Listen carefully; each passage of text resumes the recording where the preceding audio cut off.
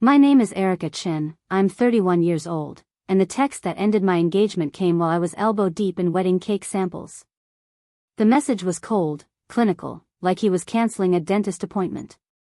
I'm calling off the wedding. It's over. No explanation, no phone call, just 14 words that were supposed to shatter my world. I stared at my screen, buttercream frosting still on my thumb, and typed back the only response that felt right. Acknowledged. Then I set my phone down, finished tasting the lemon raspberry layer, and smiled at the baker. I'll take 3 dozen cupcakes for next Saturday instead. Can you do that? She looked confused but nodded. What she didn't know, what nobody knew yet, was that I'd been planning my exit for 2 months.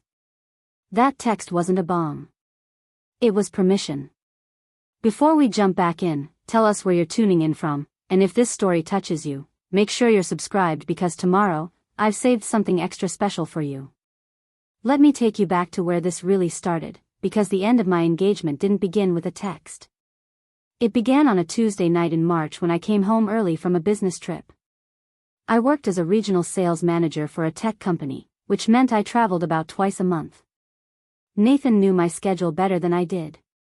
He had access to my calendar, my flight information, everything. So when my Denver meeting got canceled and I caught an earlier flight home, I didn't think to call ahead. Why would I? It was my apartment. My name on the lease, my furniture, my life. I walked through the door at 8:30 instead of midnight, wheeling my suitcase behind me, already thinking about the leftover Thai food in the fridge. The living room was dark except for the glow from the bedroom. I heard voices. Laughter. A woman's laugh that definitely wasn't mine. For a moment, I stood frozen in my own hallway, my heart doing this strange stuttering thing where it beats too fast and too slow at the same time. Part of me wanted to turn around, walk back out, pretend I'd never come home early. But the other part, the part that had been quietly taking notes on Nathan's behavior for months, needed confirmation. I didn't storm in. I didn't scream. I walked slowly to the bedroom doorway and stood there, watching. Nathan was in my bed, my expensive sheets that I'd saved up for, with a woman I'd never seen before. They were so wrapped up in each other they didn't even notice me for a full 10 seconds. When Nathan finally looked up and saw me standing there, his face went through about 5 expressions at once. Shock, guilt, fear, annoyance, and then something that made my blood run cold. Irritation. Like I was interrupting something important. Erika, he said, scrambling to pull the sheet up. You're not supposed to be home until later. Not sorry. Not oh my God, I made a terrible mistake. Just pointing out that I'd broken the schedule. The woman grabbed her clothes and ran past me without making eye contact, mumbling apologies that weren't really meant for me. I stepped aside to let her leave, still calm, still quiet. Nathan was talking, words tumbling out about how it didn't mean anything, how stressed he'd been, how I was never home anyway. I let him finish. Then I said, pack a bag. You have 20 minutes. He blinked. What? I repeated myself, slower. Pack a bag. Take whatever you can carry. You have 20 minutes, then I'm changing the locks. That's when he switched tactics, the anger dropping away, replaced by tears. Real ones too, which surprised me. Baby, please. We can work through this. We're getting married in 4 months. Think about the deposits, the invitations, everything we've planned. I thought about it.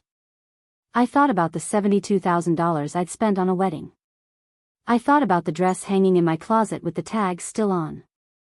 I thought about the honeymoon to Greece I'd booked and paid for. Then I thought about my own reflection in the bedroom mirror behind him, and I barely recognized the woman staring back. When had I become someone who needed permission to be angry? Nathan was still talking, still crying, reaching for my hand. I pulled away. 19 minutes now, I said, and walked into the kitchen to call a locksmith. Nathan left that night with 2 suitcases and a wounded ego. He tried calling 17 times before midnight. I didn't answer once. By morning, my locks were changed, my bank accounts were separated, and I'd moved every single item of his into a storage unit I'd rented in his name. I even paid for the first month. I wasn't cruel, just efficient. What surprised me most wasn't the cheating itself. Deep down, I think I'd known something was off for months. It was the smaller things I'd ignored. The way he'd started criticizing my work travel, calling it unnecessary even though my salary paid for 90% of our lifestyle. The way he'd invite friends over without asking, treating my space like it was already his to command. The way he'd started every conversation about wedding planning with what he wanted, what his family expected, what would look good in photos. I'd become a supporting character in my own life, and I hadn't even noticed until I was standing in that doorway watching him with someone else. The weird part was the relief. Underneath the hurt and humiliation, there was this massive wave of relief, like I'd been holding my breath for months and could finally exhale. My best friend Maya came over the next morning with coffee and pastries. She took one look at my face and knew. "He's gone," I said before she could ask. She nodded slowly, setting the coffee down. "Good. I never liked him anyway." I laughed, surprised. "You could have mentioned that." She shrugged. "You seemed committed. I figured you'd get there on your own."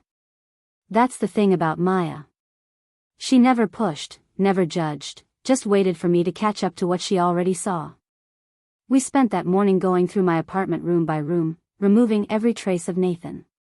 His protein powder, his gaming chair, the ridiculous motivational posters he'd hung in the guest room. All of it went into boxes. Maya held up a framed photo of us from last Christmas, both of us smiling at some holiday party. "Trash or storage?" she asked.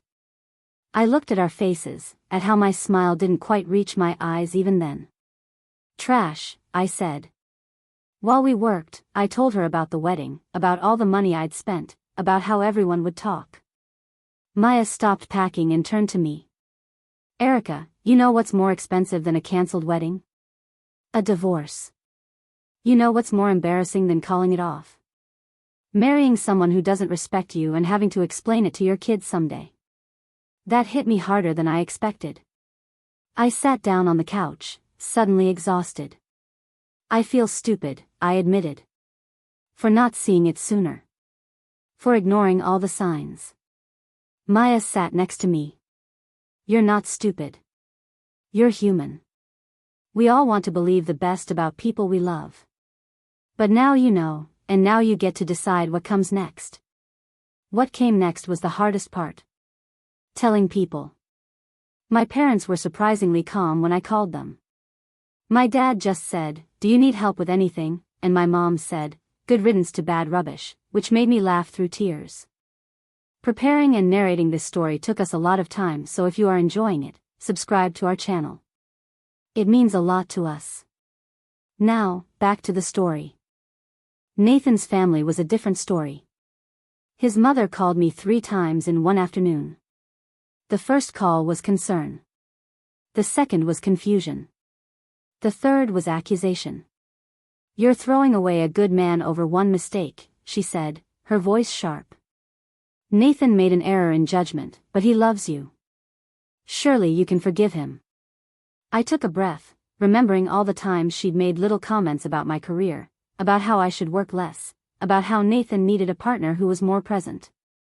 "With all due respect, Mrs. Patterson, your son made a choice. And I'm making mine." She wasn't done. "What about the wedding? We've sent invitations. People have bought plane tickets. You're going to humiliate him, humiliate our entire family because you're too proud to forgive?" Something in me snapped. I paid for this wedding. Every deposit, every vendor, every single detail. So if anyone gets to make decisions about it, it's me. And I've decided I'd rather lose money than lose myself. I hung up before she could respond. That's when the text messages started. Not from Nathan, but from his friends, his cousins, even his brother. All variations of the same theme. "You're overreacting. Everyone makes mistakes. He's devastated. Think about what you're throwing away. I blocked them one by one, watching each name disappear from my screen like I was erasing a mistake. But Nathan, clever Nathan, knew blocking wouldn't work forever. So he went quiet.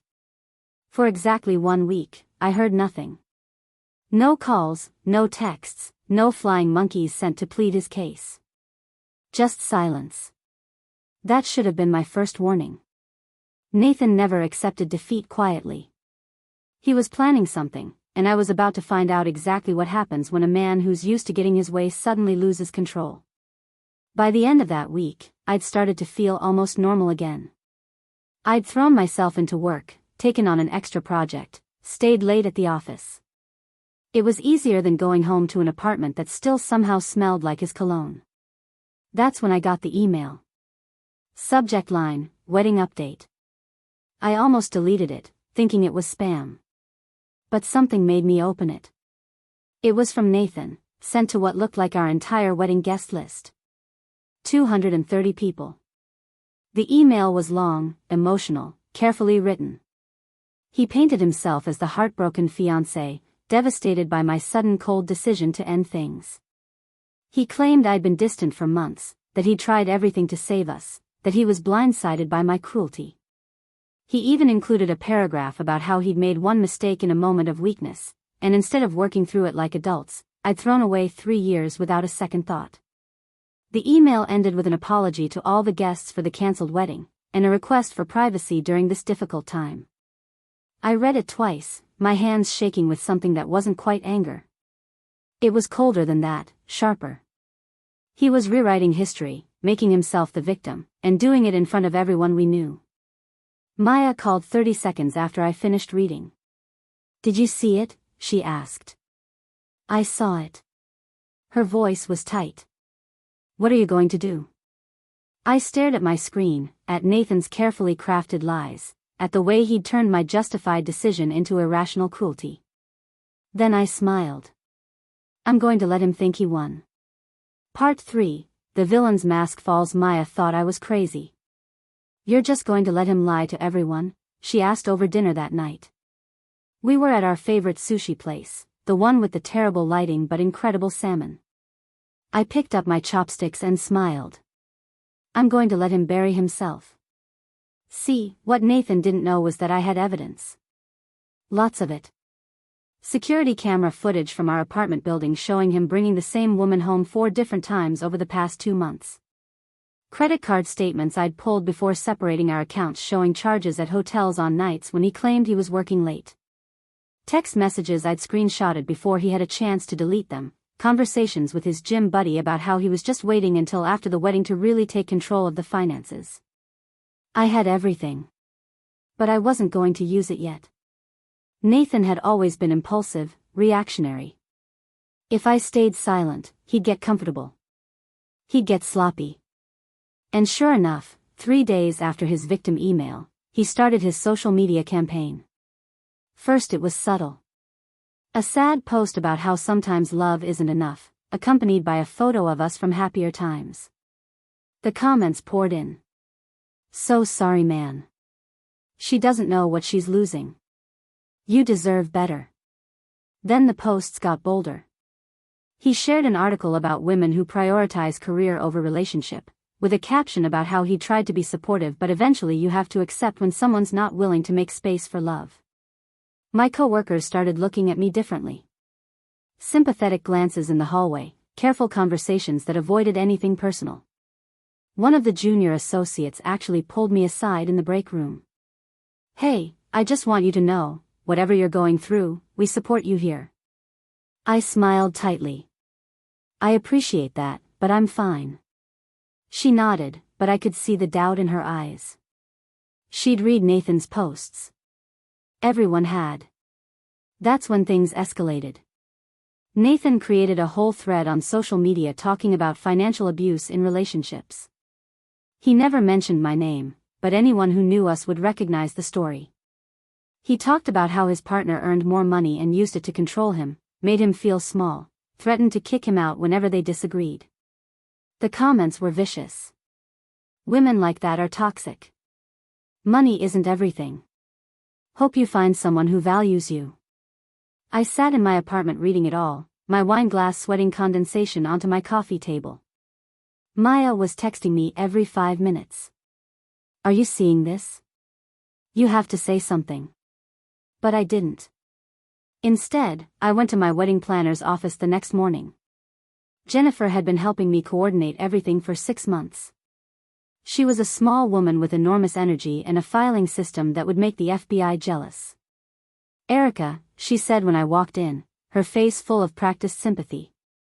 I saw Nathan's email. I'm so sorry. Do you want to go over the cancellation fees? I sat down across from her desk. Actually, I don't want to cancel. She blinked. I'm sorry. I leaned forward. I want to convert it. Same date, same venue, same food. But instead of a wedding, I'm hosting a charity fundraiser. Every vendor we hired, every service we booked, I want to redirect it to benefit the women's shelter downtown.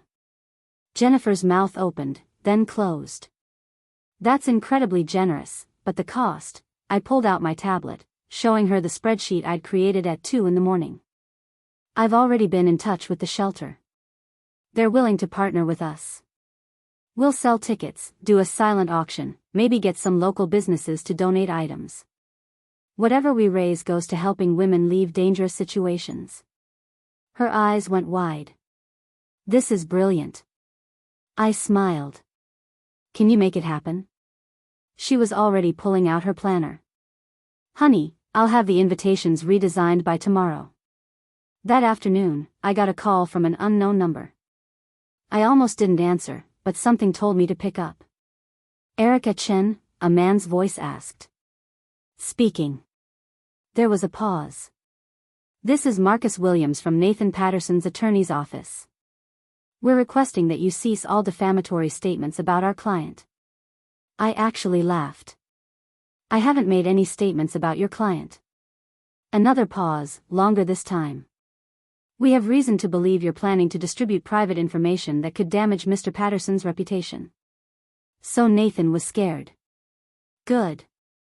Mr. Williams, I said carefully, I haven't shared anything with anyone. But I'm curious what private information you're referring to. His tone shifted, more aggressive now. Security footage, financial records, personal communications. We're prepared to pursue legal action if you proceed with any attempt to publicly humiliate our client. I smiled at my reflection in the window. Tell Nathan that if he's worried about being humiliated, he should probably stop humiliating himself on social media. I haven't posted anything, haven't said anything, and I don't plan to. But maybe he should ask himself why he's so paranoid. I hung up before he could respond. That night, Nathan's posts became frantic. He shared a vague status about crazy exes who won't let go, about how he was being threatened and harassed. He posted screenshots of the attorney's letter, redacting my name but making it obvious who he was talking about. The comments were split now. Some people still supported him, but others were starting to question. Why would she threaten you if she's the one who ended it? This seems like there's more to the story. Maybe we don't know everything. Maya called, her voice tight. He's spiraling. I poured myself another glass of wine. I know. There was a long silence. Then she asked, when are you going to drop the bomb? I thought about the folder on my laptop. All that evidence, dated and organized. I thought about the charity event that would happen in the same ballroom where I was supposed to get married. I thought about Nathan's lawyer, his desperate posts, his crumbling narrative. Soon, I said. But not yet. He needs to think he's winning a little longer. Because here's what I'd learned about men like Nathan. They can't help themselves. Give them enough rope, and they'll tie their own noose. By the end of that week, Nathan had posted 12 times about moving on and finding peace. He'd shared inspirational quotes about overcoming toxic relationships. He'd even posted a gym selfie with a caption about becoming the best version of himself. His friends cheered him on in the comments. Proud of you, bro. She's missing out. You're glowing. I waited. Patient. Quiet. And then, exactly 2 weeks before what would have been our wedding day, Nathan did what I knew he would. He went too far. He posted a long essay about emotional manipulation tactics, listing specific examples that were clearly meant to be about me. He talked about a partner who withheld affection, who made him feel worthless, who used money as a weapon. He ended it with a warning to other men about recognizing these red flags before it's too late. That post got 300 likes. It got shared 40 times. It got picked up by one of those toxic relationship advice accounts with 2 million followers. And that's when I knew. It was time. I opened my laptop, pulled up the folder I'd been maintaining, and started composing an email. Not to our wedding guests. Not to social media. To Nathan's employer. Subject line, character concerns regarding employee. I attached 3 files. The hotel receipts. The security footage timestamps. The text messages where he bragged about his plan. Then I added 1 sentence. I believe you should be aware of the integrity of the people representing your company. I hit send. Then I opened a new email to the woman from the security footage. I'd found her Instagram 2 weeks ago. Her name was Vanessa. She had no idea Nathan was engaged. The message was simple. I'm Nathan Patterson's ex-fiancé. I think we should talk. Within an hour, both emails had responses. Nathan's boss wanted to schedule a meeting. Vanessa wanted to know everything. I poured myself a drink and watched the sun set through my apartment window. The city looked different now, sharper somehow, more defined. My phone buzzed. A text from an unknown number. I knew it was Nathan before I even opened it. We need to talk. Now. I typed back 2 words. No thanks. Then I blocked the number and turned off my phone. Tomorrow was going to be interesting. The pounding on my door started at 7 in the morning. I was in my kitchen making coffee, still in my pajamas, when the sound jolted through the apartment like thunder.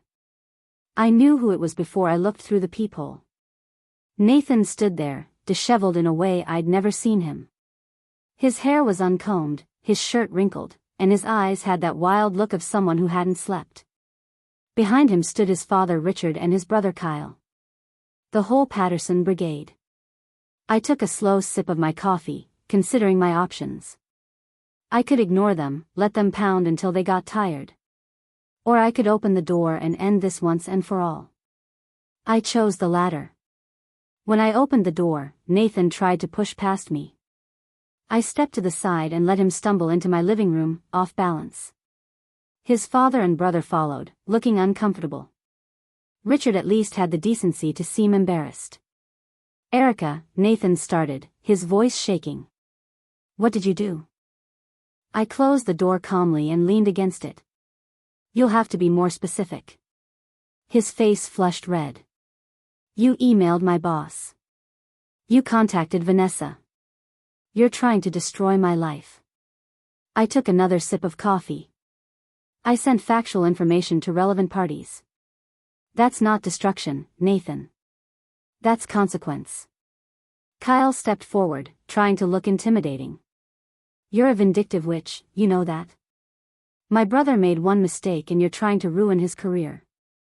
I looked at Kyle with the same expression I'd use on a child throwing a tantrum. Your brother made multiple mistakes over multiple months. And I didn't ruin anything. He did that himself. Richard cleared his throat. Erika, I think we can all agree this situation has gotten out of hand. Nathan has apologized. Perhaps we can find a way to move forward that doesn't involve damaging his professional reputation. I set my coffee cup down on the counter. Mr. Patterson, your son sent a lawyer after me. He posted lies about me online for weeks. He stole the narrative and tried to make me look like an abuser. And now that the truth is coming out, you want me to protect him? Richard shifted uncomfortably. He's my son. I'm asking you to have mercy. The word mercy hung in the air like smoke. I thought about all the nights I'd spent doubting myself, reading Nathan's posts, watching people I thought were friends believe his version of events. I thought about the women commenting on his social media, calling me toxic, telling him he deserved better. Where was mercy when he was humiliating me publicly? I asked quietly. Nathan's hands were shaking now. I got fired, Erika. They called me into HR this morning and terminated me. 3 years at that company, gone. Because of you. I met his eyes without flinching. No, Nathan. Because of you. You're the one who cheated. You're the one who lied. I just provided evidence. He took a step toward me and Richard grabbed his arm. Don't, his father warned. But Nathan jerked away. You vindictive witch. You couldn't just let it go. You had to take everything from me. I straightened, feeling something cold and solid settle in my chest. I didn't take anything, Nathan. You gave it away. You gave away our relationship when you brought another woman into my bed. You gave away your reputation when you lied to everyone we know. You gave away your job when you decided to build your recovery story on fabricated abuse allegations. Kyle opened his mouth, but I cut him off. And before you tried to defend him again, you should know that Vanessa wasn't the only one. There were 3 others. I have proof of all of them. The room went silent. Even Nathan stopped moving. Richard's face had gone pale. 3, he repeated. Nathan's jaw worked but no sound came out. I walked to my laptop, opened it, and turned the screen toward them. Security footage, credit card statements, hotel reservations, text messages. All of it organized by date. This one was in January, I said, pointing to a file. This one in February. Vanessa in March. And this one, well, she was actually overlapping with Vanessa. Richard sank onto my couch without asking, his face in his hands. Kyle just stared at the screen, his earlier bravado completely gone. Nathan's voice came out strangled. You had no right to go through my private information. I laughed, sharp and bitter. Your private information? Nathan, we shared bank accounts. We lived together. This wasn't private, it was evidence of who you really are. He lunged then, not to hit me but to grab the laptop. Richard caught him, stronger than he looked, and pulled him back. Enough, his father said, his voice heavy with something that sounded like grief. Nathan, enough. But Nathan wasn't done. She's ruining me. Can't you see that? She's taking everything and you're just going to let her? Richard looked at his son with an expression I couldn't quite read. Disappointment mixed with something deeper. She's not taking anything you didn't already lose, son. You did this. You made these choices. The words seemed to break something in Nathan. He crumpled, actually fell to his knees, and started sobbing. Big, gasping sobs that would have moved me once. Now I just felt hollow watching them. I'm sorry, he choked out. I'm so sorry, Erika. Please. I'll do anything. Just stop. Please stop. I watched him fall apart on my living room floor and felt nothing. Not satisfaction, not pity, just exhaustion. There's nothing to stop, Nathan. I'm not doing anything to you anymore. I sent 2 emails with the truth. That's it. Everything else is just you dealing with what you've done. Kyle helped his brother to his feet, and for the first time since they'd arrived, he looked at me with something other than hostility.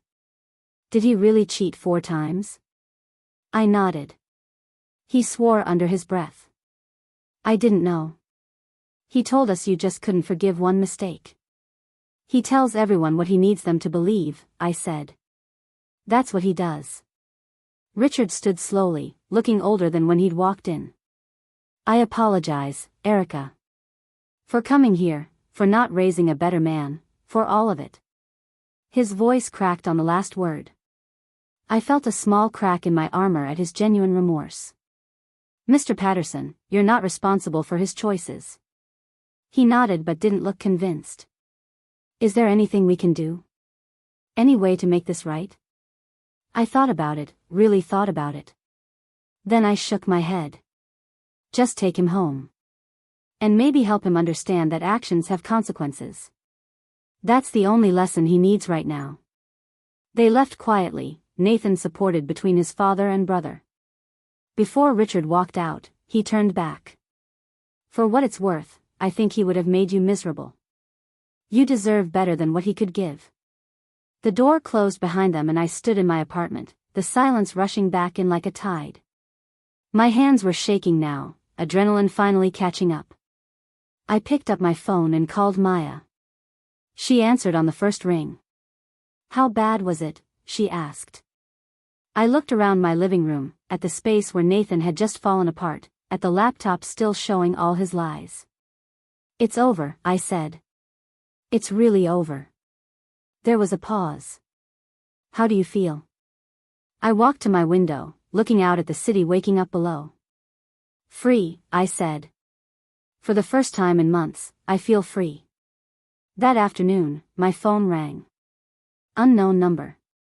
I almost didn't answer, but something made me pick up. Hello? Erika? This is Vanessa. My breath caught. We'd exchanged a few messages but hadn't talked on the phone yet. Hi, Vanessa. Her voice was soft, younger than I expected. I just wanted to thank you. For telling me the truth. I had no idea he was engaged. He told me he was single, that he'd just gotten out of a long relationship. I closed my eyes. I figured as much. There was a pause, then she said something that surprised me. I'm coming to your event. The charity fundraiser. I looked it up after you told me about it. I want to help. I felt something warm bloom in my chest. You don't have to do that. She laughed, bitter but real.